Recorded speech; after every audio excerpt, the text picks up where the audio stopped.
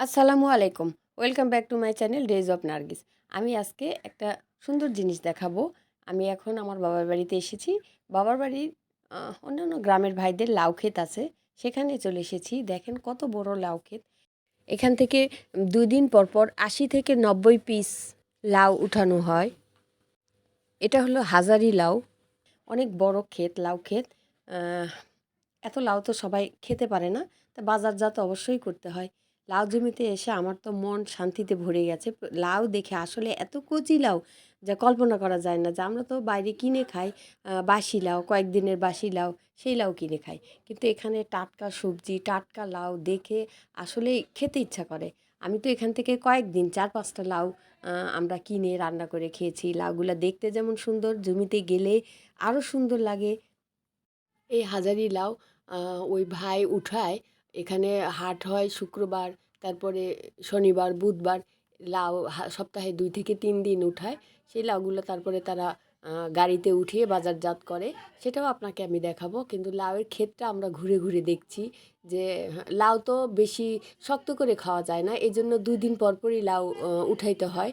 সেই উঠায় তারপরে তারা বিভিন্ন হাটে লাউ বিক্রি করে। আজকেও লাউ উঠানো হয়েছে। কেউ যদি হাজারি লাউ আপনারা ছাদে চাষ করতে চান, সেক্ষেত্রে বড় একটা ড্রামে এই লাউ গাছ লাগাইলে শীতের সময় এই লাউগুলা, এখন তো সারা বছরই লাউ পাওয়া যায়। কেউ ছাদে চাষ করতে চাইলে এই লাউগুলি লাগানো যায় এবং বাজারজাতও করা যায়। অনেক লাউ ধরে, একটু পরিচর্যা করলেই হয়। আগে তো গ্রামে আড়ানি দিয়ে লাউ লাগাইতো গৃহিণীরা।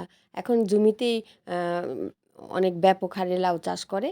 কিন্তু এখন তারা আর বাঁশে শুধু খুঁটি দেয়, আর হলো সুতা দিয়ে উপরের ছাউনিটা দিয়ে দেয়, যেটা বাঁশ দিয়ে আগে আড়ানি তৈরি করা হতো। এখন সুতা দিয়েই সেই কাজটা, আড়ানির কাজটা সারে, এতে খরচ একটু কম হয়।